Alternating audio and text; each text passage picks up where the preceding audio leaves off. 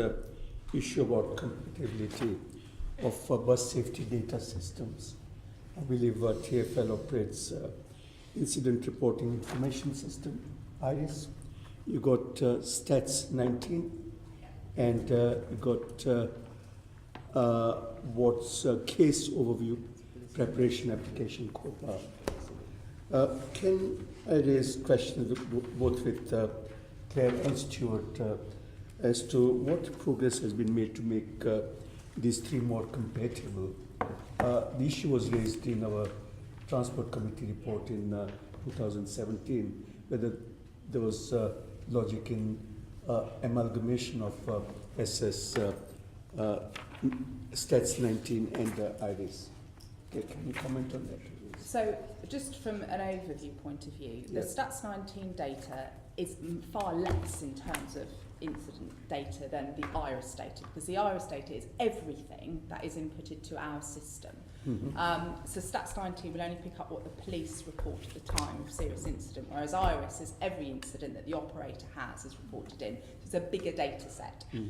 In terms of bringing the two together, that's where the challenge lies. So I'm going to hand over to Stuart because he's been doing a piece of work on the data piece specifically. So yeah, absolutely. So Stats 19 is a nationally defined data set. So the police and collect according to instructions from the Department for Transport, which is set out in a companion document called Stats 20, which sets out specifically what is and what is not to be included in that data set.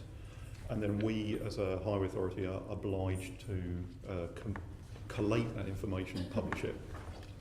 Stats 19 specifically excludes certain things. So, for example, if there's a collision and one of the people involved in that collision dies more than 30 days after the incident, that Stats 19 excludes that as a record of a fatality. If the collision is determined to be as a result of a suicide, that's excluded. If the collision takes place off the public highway, for example, in a car park or on private land, that's excluded, and so on. So there's a whole series of nationally defined elements to Stats 19, and we're obliged to report on that basis. As Claire says, IRIS is much more comprehensive. So, for example, where Stats 19 would require us to exclude a record if it was determined that the incident was a result of natural causes, IRIS would incorporate it, whether or not. So IRIS is a more comprehensive database. It's our database, and we're able to go deeper into it. We've looked at the scope to amalgamate the two, and to be frank, the two data sets are not compatible.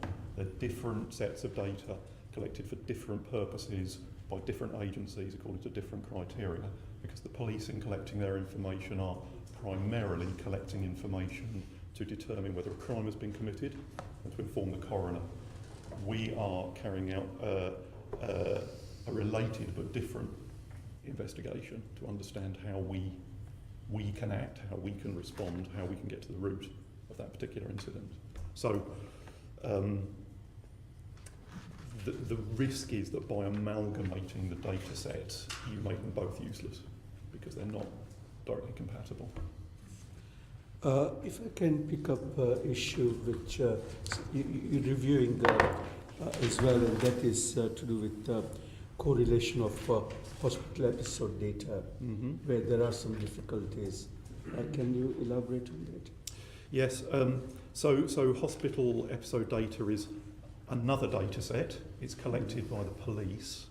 On a sort of project by project basis, we've attempted to follow a specific incident through the different data sets. What we've found is that it's almost impossible to track the majority of incidents all the way through, because there's no, which sounds a little bit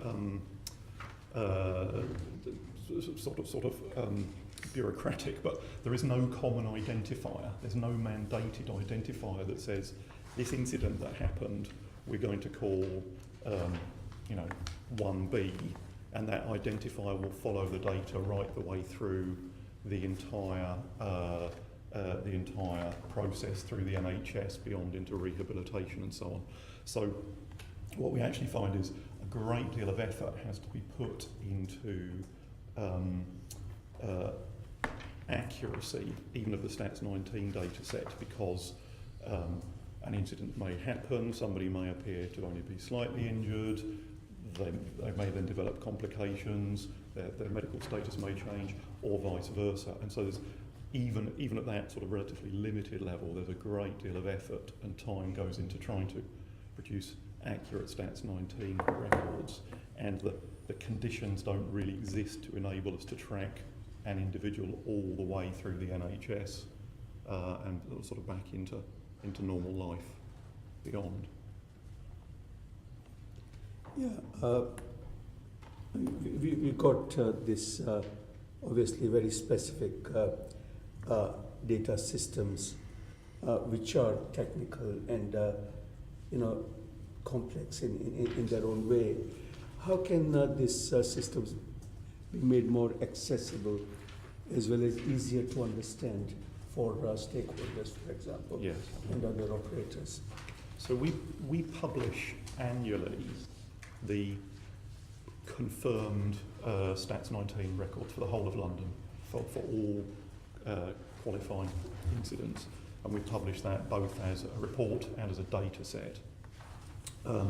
So that's already out there, but the data issues are complex, and one of the things that we're looking at is how we actually spend less time talking about the data as a sort of set of technical considerations, and more about the core of the issue, which is that real people are being killed and injured on the road. It is about safety, and it is about So we're looking, for example, at whether we develop a much simplified sort of data dashboard that allows any member of the public to review how we're doing without needing to delve into the detail of what's included in Stats 19 and what isn't. We at the end of last year we experimented with this at a borough by borough level.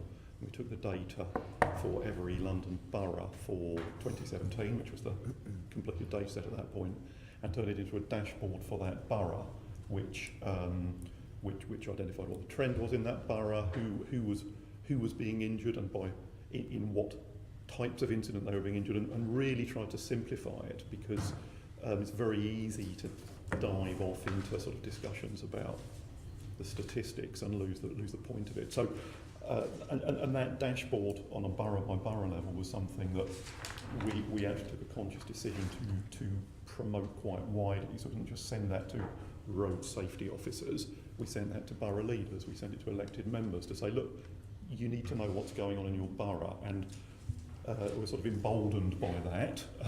We're now looking at what we might do in a more public-facing way that kind of cuts through the table, tables full of figures and the trends and so on, and tries to explain the story in a more straightforward way. And that's good and very helpful and interesting. Question is, well, since borough and local authority leaders, representatives are made aware of this, are you also making local, for example, public transport users associations, etc., stakeholder groups, making them aware that this data is available in the manner you mentioned? So all of those borough fact sheets have been published on our website.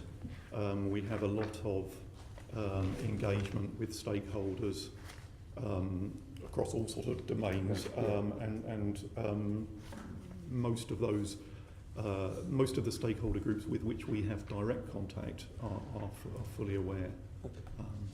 Thank you. Thank you. I'm going to bring in Assembly Member Pigeon, but I just wanted to come back on the point that Assembly Member Bacon raised, the individual bus companies and why that information is not readily available. So we publish aggregate information at a garage level. I think there's a sort of broader discussion. I'm aware that what we are trying to do, there was discussion in the earlier session about a just culture, and I think what we're trying to do is find the right balance between engaging the bus companies, the bus operators, bringing them in, having frank discussions and encouraging them to be transparent and open with us, versus disincentivising them to be open and transparent with us. So our position is that the data which we put out on our website is accessible to the kind of information that was released yesterday by the GMB. That was based on our data, but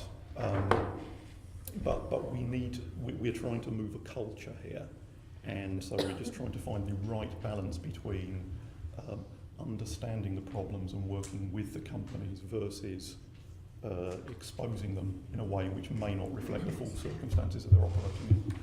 Assemblymember Bacon, quickly. Yeah, just off the back of that answer, I'd like to ask Mr. Kearney what his view of that answer is. I met Mike Brown once in March 2018. He deigned to meet with me and Gareth Powell.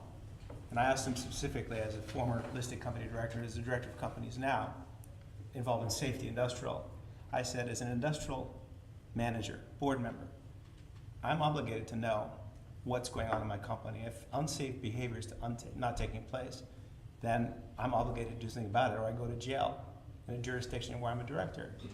I said, what is preventing TfL from mandating the bus companies to be much more upfront about sharing this data? He said, if TfL didn't push them, they wouldn't report it. And I thought to myself, then you've got a management issue here. You've got a corporate governance issue here. This is not an issue of, I don't think these companies are malign. I don't think these companies are bad, and we have Tony Wilson here for the second time. I don't see Metroline, Arriva, or ITP here, but it's probably worth having a chat with them, or any of these other companies. I think there is a corporate governance issue here, and I think that statement from the commissioner was chilling. That if TfL is incapable of getting companies, which it contracts 100% of their income, them to report, then we have a safety or culture issue. I don't feel I've got it from Abellio because he's here. And this is the second time I've seen Tony. And also I met him at a Cyrus conference. It turns out Abellio does very well relative to its percentage of buses. And its situation is improving. I can't say that for all of them.